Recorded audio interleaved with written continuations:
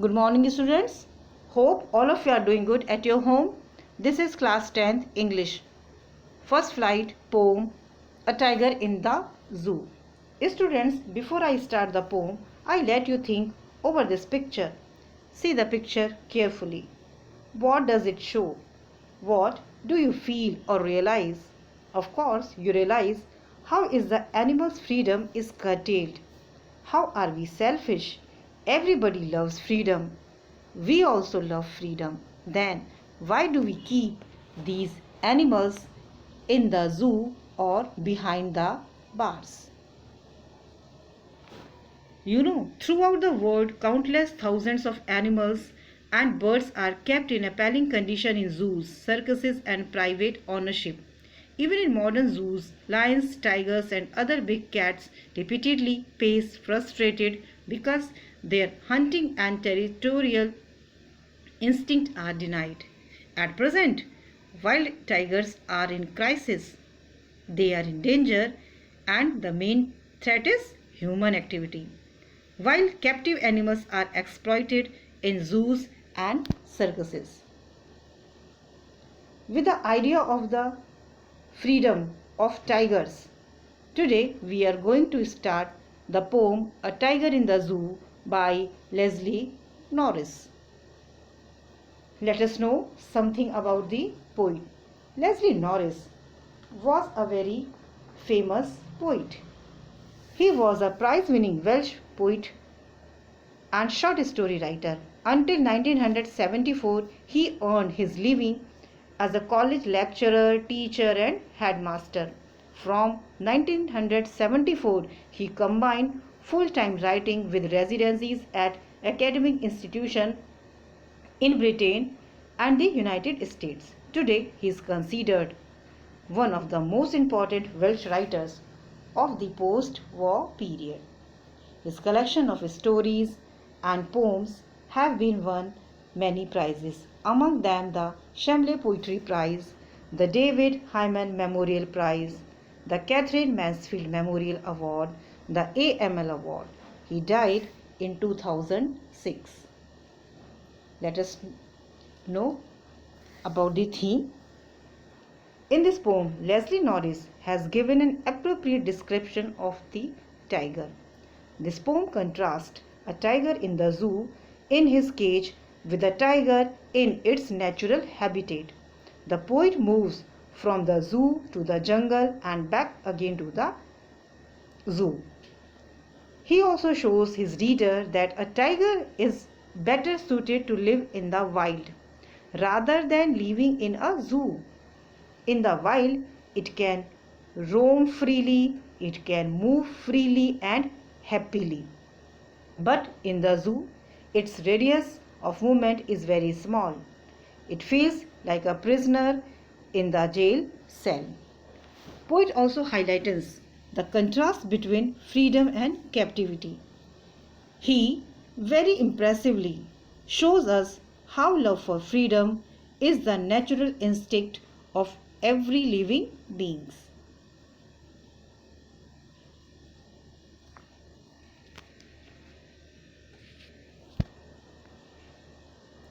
Let us move to the explanation of the poem. The poem has divided two distinct settings. First setting is of the zoo, where is the tiger kept in the cage, and the second setting is natural wild habitat of the tiger, where it actually belongs. Poem comprises the 5 stanza. Each stanza consists 4 lines, each one same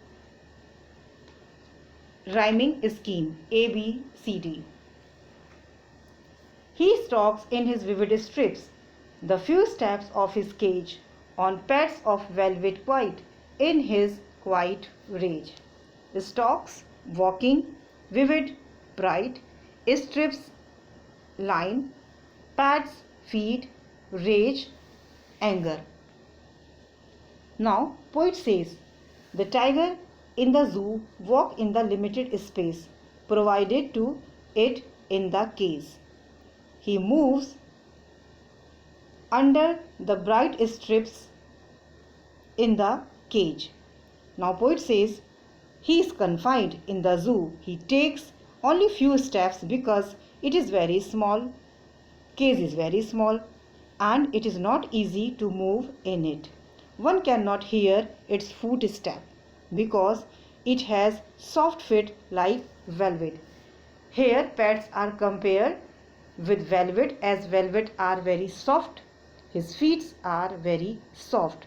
They don't make any sound. So no voice comes when he walks. He is silent but anger.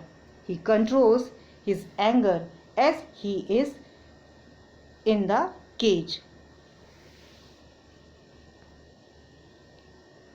He should be lurking in shadow, sliding through long grass, near the water hole where plump deer pass. Lurking, hiding, sliding, slipping. Water hole, water body. Plump, fat. Now,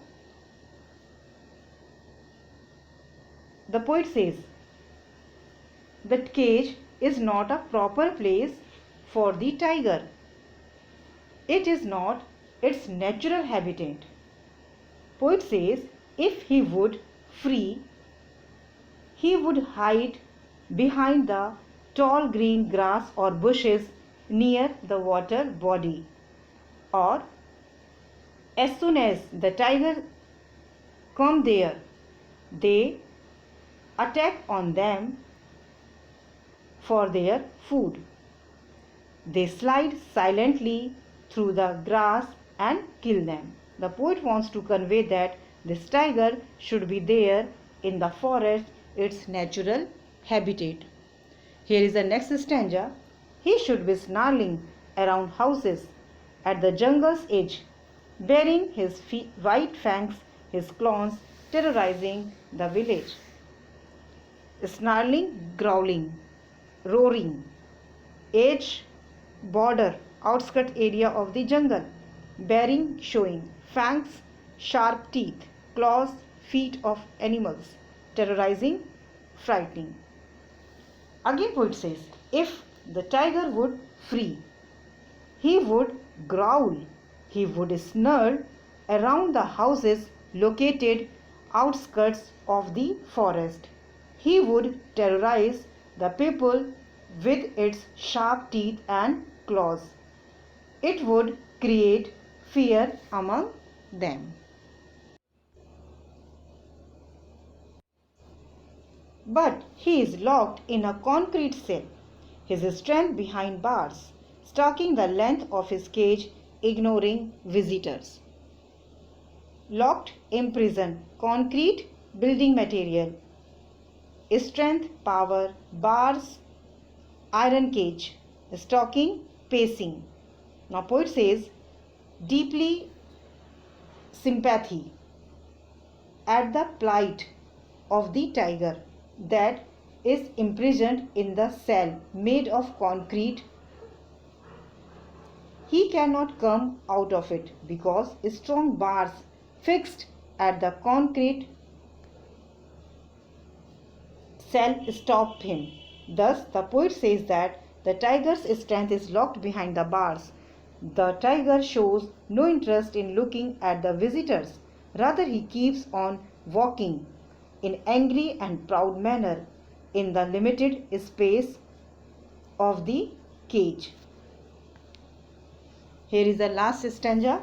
He hears the last voice at night, the patrolling cars and stars with his brilliant eyes at the brilliant stars. The poet again takes the reader to the cage where the tiger is sitting in the cage and feeling unpleasant and restless. He hears the sound created by the patrolling cars of the zoo's authority. He shows no interest in them. He is sad. He stares at the shining stars with his brilliant eyes. Thus, the poem ends up at the point where it had started.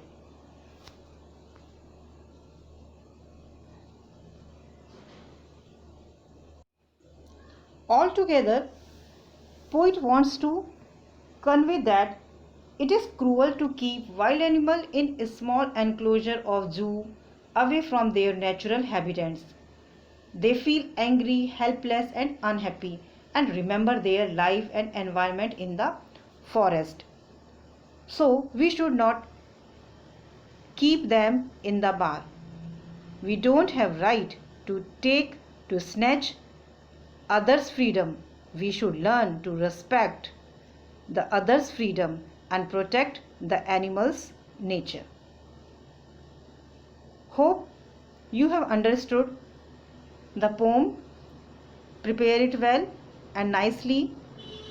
We shall meet again with a new chapter. Till then, thank you.